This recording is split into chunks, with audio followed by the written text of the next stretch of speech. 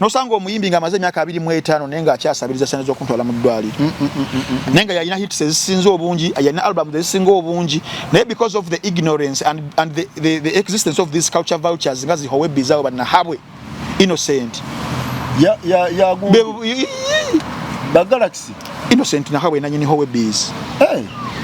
abo teba exploiting nze bayimbi bitoke bye bigwa omuyimbi yenga agamba kasita ntambula omusajja nga ali mu bayola mu sente epitirivu nnyo era olutalo lwaliwo kati saawa zino zamba taswa muzanya ku Galaxy olwokuba ya standing grounds ze but why baswala mu epaske nyini bamuchawa bonna nedda because yavayo na standing for his art temumukwata kumumuleke nemafunye fani omuyitizo okay that get exploited nezamba nalaba na yachi nezamba yaja nakola spear album 2021 nganchali personal assistant we nitukola cause eyo epas waka we namda yako kuchi ku website ye ntogenda direct no ogula no purchasing album nga ya $9.99 nezamba we yakola $9.99 no bero ofunya abakugulako just 10 kimala then MP jajjo kuteeka inobera mu millions nya downloads ninga mu nsawo toyina gwe no gamba bugamenti ba distributing oluyimba lwange nkuba kyekitubezeza mu bwavu ono wa platform atekayo music ye awansonga nti a promotinga bebo bosanga nagamba jangu mu programu yaffe balina programu oje bayita abayimbi nga batano ne bayombera mu studio okitegeera mutuba promotinga ne bateeka za awards zaabwe oba musical shows ne bagenda bayimbira bwerere abayimbi ba Uganda bataveemu ekyo epas ezo offer yazigoba abadde nga abeera ye wakanga lunaka ng'omwaka njo kola shows nga 10 zokka nakigala naye muyimbi you can't be everywhere walogo basanza mu kiyumba namusema ka 99 ku broadcasting amupira bootlegging abasajja bo bali serious fe tuli mu muzannyo because batu promoting nonsense nnyo that agenda ya epas njigoberera nyira njagala nnyo abayimbi abala bagikoppe otherwise tujja kumaliriza abayimbi afe tukyali bavu tetunawe tu movie nze wadde because tuli moyo disguise bagenda kubizira ebintu ate bazanyana bagenda bizire bakolani baleme kujanga press conference baleme kujanga kubivulu kiribwe kiti webagana kirungi lwachi kati ofuna media company next media ina radio ina Papula Nairo Post ina TV nga 3 oba 2 yonge ngekupushinga ngetambuza nga naye efuna mungu ofuna mudhani bana abanji yeto ina kyogenda kufunamu ndisendowooza abayimbi ba Uganda bane mukope epass mujja mugamba wa lugezigezi mujja mugamba wa mbwa yeraga naye byaddala in the long run after 20 years nga tukauntinga epass ajja kubera nga ku bayimbi abagagga basinga mu Uganda nga senda zijje mu music atekeyo uwe oba nagenda mpola oba nalaba abantu 12 nenga representing even after 20 years omuntu aligenda ku internet nakibera show ya epass ajja kusanga yekitufu munenya epass oyo lwaki teyatunda online sales ne ba streaminga natunda tickets za online okwewala ebyo kigundi yaraddeyo content wange gundi yakoze eti yandi bagobye na streaming na tunda streams ngaba yimbi we bakola nogamba nti agenda olabira mu America oyina labira wano ticket gula ekintu kigwe dano okujira ate wegobe n'aba yetakimanyi nti ekyo kituufu kisobokera ddala naye maybe mu maaso mu Uganda afenga weri tuina Fenon tesobola kola kintu ekyo ati yali kikoledda ni Fenon esobola ekyo kiri live kizibu mu ko wano kukyachiving ebyaddala nga baganda afa abazungu bakikola naye twagala okuaiminga naye before reaching there tusoka tujjawo bano gine emiteko gisoka giveewo bankwata footage omuntu omulekere content we amukwate mu angles yalina cameras 10 nezo 15 mu angles nga mwende ezenjawulo okitegedde kati yenga akimanyi kigenda taking ennaku nga 3 nga editinga wako yo kujjamu ekiri final kangenda ku example abi it awards ezo zibeerayo zitabeerayo lwa Sunday neba zilaganga lwa 2 ku BET TV why okujjayo ekifaananyi nga we kyabadde live streams zino zimenyamu zinzo obutajjaayo kinyusi kiri kyennyini kati omuntu yagamba kankwate raw content editing enaku zange ebbiri nga nfunye bakafulu basakozi bamutemeteme then mutere y'abantu kyobola bivayo MTV zivayo nga nnungi ezo awards ezo zolaba laba nezino reality shows z'abazali kale gye musembye okulaba nga Shakibu ayogera ne Diamond bichi mukazi wange ebyo binnuma ngo oyogera naye byali bya mezi mukage emabega obuzibu bwe tulina omuyimbi wajja ku press conference n'agamba tibannange show yange saagalayo bamawulire kwata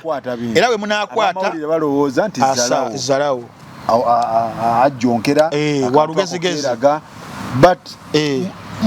mu perspective emu kiraga nti omuntu ono ali organized ate bamukuba ekikokola ebiseera ebisinga ngenda kuwa example Epas gwe mundi ogusoose okuvayo okubeera sacrificial lamb ku music we ojjukira akaseera zigundi we zaatabuka zihowe biz MP jajja zimudundo.com nga sitekayo waka w'abayimbi ba Uganda DJcom ezo zonna zatekangayo wakoyo but at the expense of the ignorance of these artists nga artists balowooza bayambibwa yeti bali balimba bafuna mu sente empitirivu Epas yavayo 2019 nga bazokola album ya 2018 eyo yakola oba African bichi n'abagamba temugeza any streaming platform okuteekayo waka wange any upload of my works Nezamba nalaba na yachi Nezamba we yaja nakola Spear album 2021 nga nchali personal assistant we nitukola koze eyo Epas waka we namutaka ku website ye ntogenda direct n'ogula no purchasing album nga ya $9.99 Nezamba we yakola $9.999 nobero ofunya abakugulako just 10 kiba kimala Zani MP jajja okuteekayo nobera mu millions nya downloads ninga mu nsawo toyina gwe nogamba bugambi nti ba distributing oluyimba lwange nkuba kyekitubezeza mu bwavu nosanga omuyimbi nga amaze emyaka 25 nenga akyasabiriza sente z'okuntwala mu ddwaliro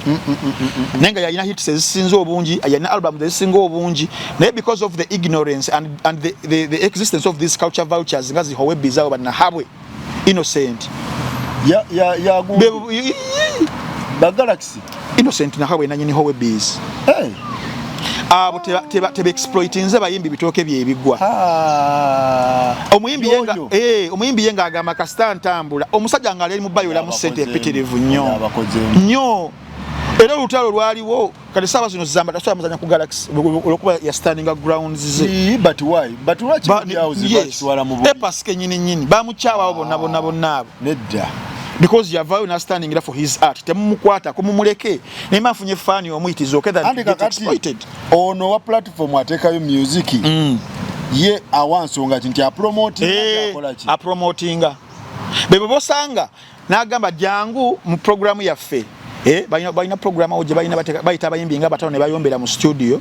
okitegeera mutuba promotinga ne bateeka za awards zaabwe oba musical shows ne bagenda bayimbira bwerere abayimbi ba Uganda we bataveemu ekyo Epas ezo offer yazigoba abadde nga abeera ye wakanga onaka ng'omwaka njo kola shows nga 10 zokka nakigala naye muyimbi you can't be everywhere at zero shillings because they are promoting you yet to go you're making for them money ndoza kati ekyo kiri kuba waliwo ntambi kiri tuwe waliwo omuyimbi nga yayagala promotion yes because promotion is also expensive I know Galaxy webe kugamba nti tukuwa platform Bukedde webe gamba tukuwa platform but tukuwa sente is it okay omuyimbi omu kimukolera but in the long run kikukosa ekyobwerere kibeera expensive because obeera normalizing nze toyina value you didn't attach any value kugwe chovola bantu osanga omuyimbi nga maze myaka 10-15 mu industry yana yenga akyali ku ekyo because yatandikirako yet waliwo brand wetuuka wakati nga nawe oyino gifunamu nga offers ezo zigana abayimbi baffe tebabikola wano chovola batubeera baavu mwaka ku mwaka ate olemera mu ddwaliro amawulire gennyini gegakuba webale nnyo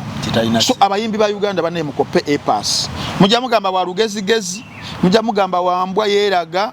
naye ebyaddala in the long run after 20 years nga tukauntinga Epas ajja kubeera nga ku bayimbi abagagga basinga mu Uganda nga sente azijje mu music naye abamawulire nabo bagamba badde bapromotinga kintu kye like they've been promoting him abamuwa interviews so kati ku end ate obeefuulidde kitegeeza naawe toli nedda tolina mutima kino kibeere tuwe you agree nze nkubidde mbazungu we bakikola nti singa company evaayo nti oba ye Hulu oba Amazon oba Netflix nga yekutte omuyimbi Jay-Z tokwatako abalala mwenna kugula kwabo ne Premier League wekiri Sky je baguza rights neguza kuba nabala BT Sports nayo netunze no mu Africa's DSTV toveri no tabu kamera bono okwata tosobola bakusiba waligo basanza mu kiyumba namusema kachenda mwenda ku broadcasting amupira bootlegging abasajja bo bali serious fe tuli mu muzannyo mdi because batu promoting and nonsense chapuchinga kitufu nnyo that agenda ya EPAS njigoberera nyira njagala nnyo abayimbi abala bagikoppe otherwise tukijja kumaliriza abayimbi afe tukyali bavu tetunawe tumuvinze wadde because tuli moyo disguise bagamba bagenda kubizira ebintu ate bazanyani bagenda bizire bakolani baleme kujanga press conference baleme kujanga kubivulu bya kiribwe kiti webagana kirungi lwaki kati ofuna media company Next Media eina radio eina Papula Nairo Post eina TV nga 3 oba 2 yonge ngekupushinga ngetambuza nga naye efuna mungu ofuna mudhani bana abanji yeto inachogenda kufunamu okay ndisendowooza